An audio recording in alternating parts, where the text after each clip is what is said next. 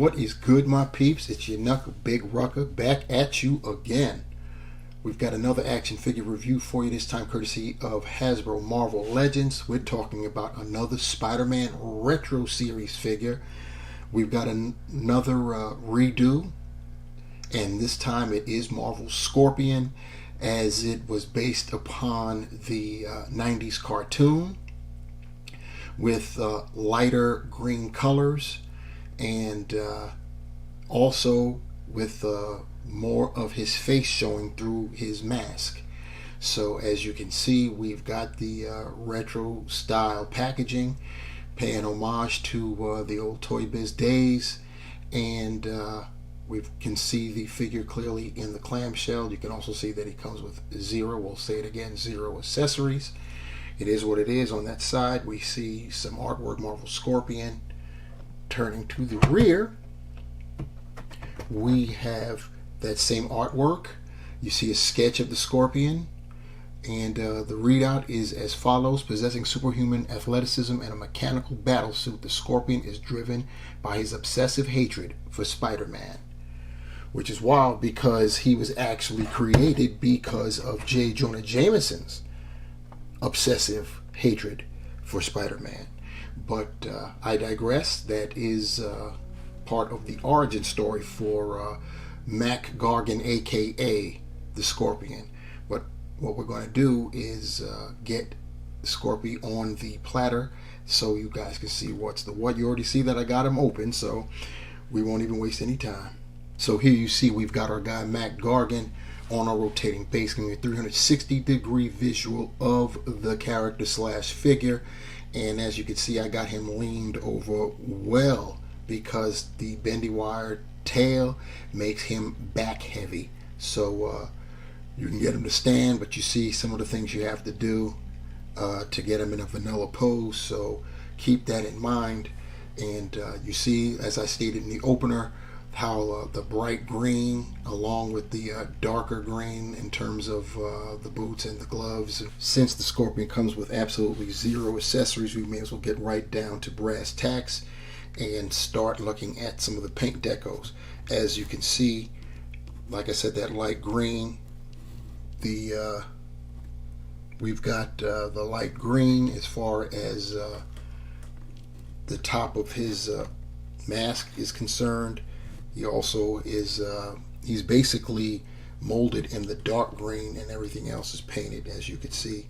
And we've got the eyes, the nose, and the lips, everything, the teeth, all good.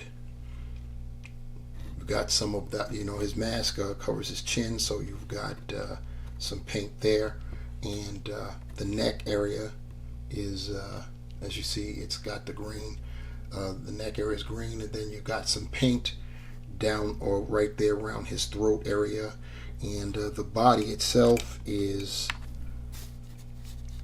molded in that lime green, I guess, whatever. And you see you've got line work there. There's no paint in the lines at all, but it actually kind of stands out regardless. You know, some people may want to put in those, I don't know what they call, I think etch pens or whatever, and want to color them in, similar to how it went down with the retro Shocker. But that looked better because of the yellow. I haven't done it because, well, quite frankly, I'm too afraid to. And even though I know that if you go outside the lines, you can immediately wipe it off before it, you know, like dries and stays that way. But I still haven't done it because I'm a coward. Anyway, here we go. You see that he's pinned. This is based off of the original one. Like I said, this is basically a reissue. They just redid the paint apps. So you see right there, the crotch area has got that dark green. The gloves also green. On the other side there, you see the tail keeps getting in the way, but the legs molded in the green again. You get down to the bottom in the boots. So yeah, you have that. On the back, of course, you've got the tail. We'll start there at the end of the tail. We've got the claw, the spike, whatever you want to call it there, the stinger.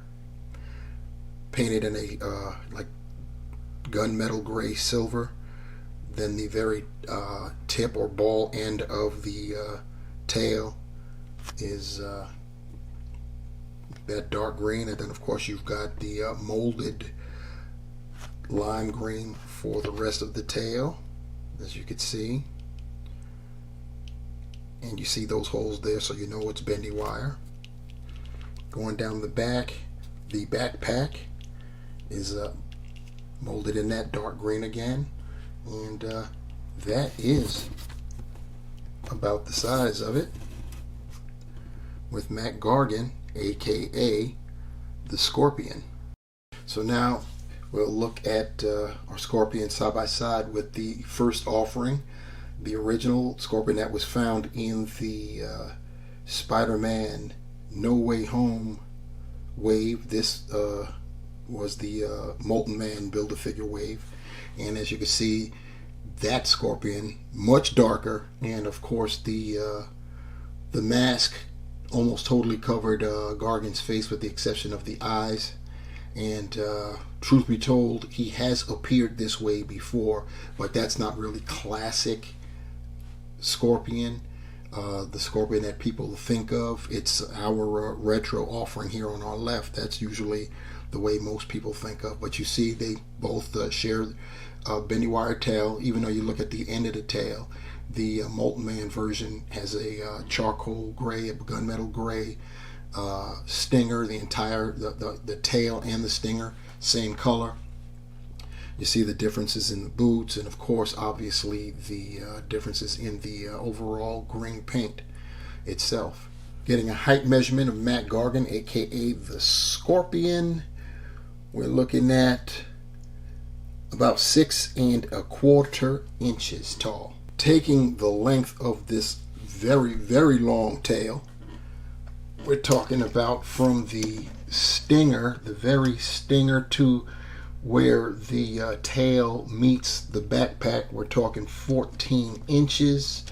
And if we go to the top of the backpack, we're talking about 15½ inches long. So this tail is no joke. Peeping Gargan's articulation. Of course, we start at the head. His head is on a ball hinge, and he can look way up. So that should be good if you want to put him in some kind of like four-legged stance with that tail stinger aimed in at his opponent, aka Spider-Man.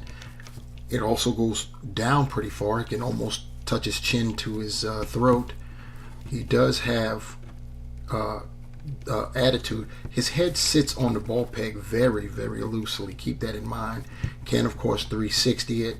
As far as the shoulders, he can do better than 90 going up, and of course rotating, he can do the 360. He's got bicep swivel, double jointed pinned elbows. This is an older, this is a reuse, so that's what you're going to get. He does have the swivel for the wrists, and the horizontal wrist hinge. Excuse me, guys, lost my train of thought there. He has a diaphragm, so he can go side to side. He can go forward that much. Going back, not so much, because the backpack is going to impede. He can go rotate left and right, but he also has a waist swivel to do that as well. So you can get some pretty dynamic posing going that way. Hips go out that far. Legs go out more than 90 and go back decently. For going back, he's got rotation at the thigh cut, double jointed pinned knees. He does have a boot cut. He can point his toe forward that far, up that much. He does have ankle pivot. And before we get to it, you know that the tail is bendy wire, so you got that. And then going back at it, because you know that's how we end it, he's got holes, peg holes at the bottom of his feet. He is Scorpy in one of those modified poses on all fours, or in this case three stand pose, tripod stand, aiming that tail in.